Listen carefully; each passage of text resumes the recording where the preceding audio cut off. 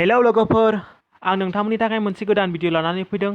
नोंथांमोना भिडिअनि टाइटेल एबा थाम्बनेइलाव नायनानै मिथिखाबाय जानो हागौ। नोंथांमोना भिडिअखौ जागायनायनिफ्राय फारि फारि नायलांबाय थाबानो जाबाय। जुदि नोंथांमोनाव SBI माने state bank of India account दं अब्ला नोंथांमोना गावनि बेलेन्सखौ मिस कल एबा SMS हरनानै नायनो गोसोबा नोंथांमोना बेंकआव थाङालासिनो गावनि मबाइलावनो नायनोबा बे भिडिअखौ जागायनायनिफ्राय फारि फारि नायलांबाय था, स्टेप बाय स्टेप मोनसेबो दानालासिनो नायबाय था, नङाबा नोंथांमोना बुजिनाय नङा। गोबां समावनो नोंथांमोना गावनि बेंक एकाउन्टनि बेलेन्सखौ नायनो थाखाय अबा ATM आव थांनांगौ एबा नोंथांनि बेंकनि ब्रान्चआव थांनांगौ, बेयाव गोबां खस्थ' मोनो आरो जोंनि दा थासारिया मोजां नङा। नोंथाङा गावनि मबाइलावनो बेखौ नोंथांनि बेलेन्सफोरखौ बोरैहाय चेक खालामो आरो मिनि स्टेटमेन्ट बोरै चेक खालामो आं नोंथांमोननो भिडिअनि गेजेरजों फारि फारि खोन्थागोन। नोंथांमोना भिडिअखौ दानालासिनो नायलांबाय थाबानो जाबाय। भिडिअखौ जागायनायनि सिगां आंनि नोंथांमोननिसिम मोनसे रिक्वेस्ट, जुदि नोंथाङा दिनैसो एडभान्स बड'लेण्ड इउटुब चेनेलाव गोदानै नायसनदोंबा नोंथाङा अननानै एडभान्स बड'लेण्ड इउटुब चेनेलखौ साबस्क्राइब खालाम, लोगोसे साइडआव बेल आइकन फैबा बेलावबो क्लिक खालामनानै अलाव होनानै ला, जाहाथे बिदिनो गोदान गोदान नोंथाङा हेल्पफुल भिडिअ नुबाय थानो हायो। थ' जों दानिया भिडिअखौ जागायदिनि। गिबियाव नोंथाङा नोंथांनि मबाइल नाम्बारखौ SBI कुइक सार्भिसाव रेजिस्ट्रेसन खालामनानै लाग्रोनांगोन। रेजिस्ट्रेसन खालामनो थाखाय नोंथाङा बे नाम्बाराव SMS खालामहरनांगोन। नोंथाङा बोरै SMS खालामहरनांगोन बेखौ नायनानै ला। नोंथाङा REG टाइप खालामनांगोन, बिनि उनाव नोंथाङा मोनसे स्पेस होनांगोन, बिनि उनाव नोंथांनि एकाउन्ट नाम्बारखौ बे नाम्बाराव सेन्ड खालामहरनांगोन। बेयाव नोंथांमोना नुखादों बेबायदि एग्जाम्पल हिसाबै बेयाव होखादों REG मोनसे स्पेस होदो, माने स्पेस थुदो, बिनि उनाव नोंथांनि एकाउन्ट नाम्बार 11था थायो SBI ना, बेखौ नोंथाङा टाइप खालामदो। टाइप खालामनायनि उनाव नोंथाङा बे नाम्बाराव सेन्ड खालामहरदो।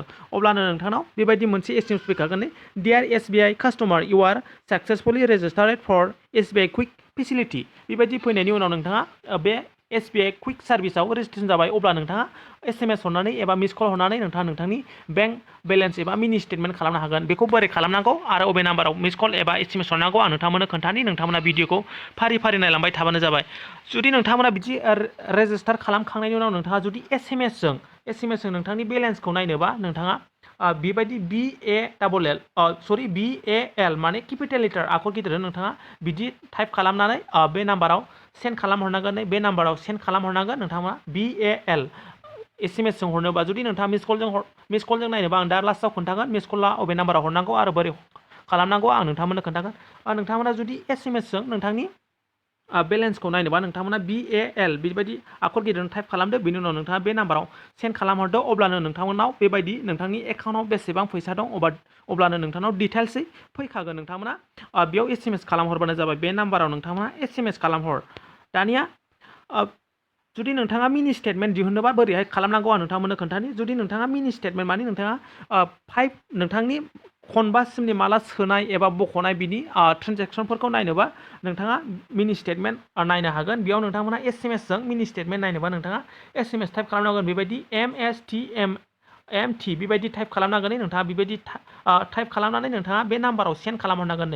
नोंथांमोना बेयाव नुखादों 09223866 मोनबा नोंथांमोना बेयाव सेन्ड खालामहरनांगोन। अब्लानो नोंथांनाव मिनि स्टेटमेन्टआ मोनबा माने नोंथाङा माला सोदों माला बख'दों बिनि डिटेल्स 5 ट्रेन्जेक्सना नोंथांनि मबाइलाव SMS फैखागोन। लोगो लोगो नोंथाङा सेन्ड खालामनाय लोगो लोगो बेबायदि नुखादों नोंथांमोना आं डिसप्लेआव होखादों, बेबायदि नोंथांमोनाव फैगोन। दानिया नोंथांमोना बायसान्सआव सोरनोबाफोर चेकबुक नांगौबा नोंथाङा SMS जों नोंथाङा चेकबुक बिहरनोबा नोंथांमोना SMS हरनांगोन, बेबायदि CSQREQ माने नोंथांनो मालाबाफोर चेकफोर बायगौबा चेकबुक नांगौबा नोंथाङा बेबायदि एग्जाम्पल हिसाबै खादों बेबायदि टाइप खालामदो। नोंथाङा बे नाम्बाराव सेन्ड खालामहरनांगोन।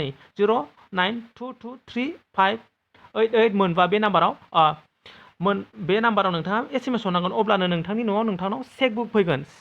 दानिया नोंथांमोना जुदि मालाबाफोर नोंथांनि ATM कार्डआ गोमाबायोबा, बायसान्सआव मालाबाफोर नोंथांनि ATM कार्ड गोमाबायनोबो हागौ, नोंथांमोना बेखौ मोन्थिनानै लानाया मोजां। जुदि नोंथांमोना माब्लाबाफोर नोंथांनि ATMआ गोमाबायोबा नोंथांमोना ब्लक खालामनो गोनां जागोन, नङाबा नोंथांमोननि फैसाखौ सोरबाफोर बख'नो हागौ। जुदि नोंथांनि ATMआ गोमायोबा नोंथांमोना केपिटेल लेटार ब्लक टाइप खालामदो।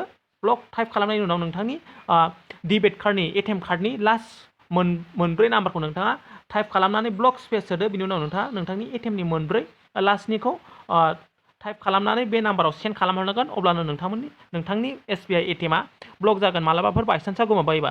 दानिया नोंथांमोना बोरै मिस कल हरनानै बेलेन्सखौ नायनांगोन आं नोंथांमोननि एसे खोन्थानि। जुदि नोंथाङा मिस कल हरनानै नोंथांनि बेलेन्सखौ नायनोबा SMS हरनानै नायाबा नोंथाङा मिस कल हरनानैबो नायनो हागोन। नोंथाङा मिस कल हरनानै नायनो थाखाय नोंथांनि बेलेन्सखौ बेयाव बे नाम्बाराव कल खालामनांगोन 92237666 मोनबा नोंथांनाव बेयाव कल खालामनाय लोगो लोगो नोंथांनाव बेसेबां बेलेन्स दं बेबायदि फैखागोन नोंथाङा मिस कल खालामनानैबो नोंथाङा नोंथांनि बेलेन्सखौ नायनो हागोन दानिया जों मिनि स्टेटमेन्टखौ बोरै मिस कल खालामनानै नायनो हागोन बेखौ आं नोंथांमोननि खिन्थानि जुदि नोंथांमोना मिनि स्टेटमेन्ट नायनोबा नोंथांनि बेंक एकाउन्टआव माब्ला बेसेबां ट्रेन्सफार खालामदों एबा फैसा हाबदों बिनि मोनबा डिटेल्सखौ नायनोबा नोंथांमोना बे नाम्बाराव कल खालामनांगोन 92238666 मोनबा बे नाम्बाराव कल खालामनाय लोगो लोगो नोंथांमोनाव दसे रिंनानै दानगोन अब्लानो नोंथांमोनाव डिटेल्सै माला हाबदों आरो माब्ला बख'दों बिनि मोनबा लास्ट सोनाय आरो बख'नायफ्रा नोंथांनाव फैखागोन नोंथांमोना बेखौ मोनथिनानै लानाया मोजां जुदि नोंथांमोना माबाफोर बुजियाखैबा कमेन्ट खालामनानै सोंहरनो हागोन बे सार्भिसखौ जुदि नोंथाङा नोंथांनि बेंक एकाउन्टआव नोंथांनि मबाइल नाम्बारा रेजिस्टार नङाबा बेखौ जानाय नङा नोंथांमोना माबाफोर बुजियाखैबा सोंहरनो हागोन आरो चेनेलाव गोदानबा साबस्क्राइब खालाम हागौमानि नोंथांमोना लोगोफोरनोबो शेयार खालामना हो दिनै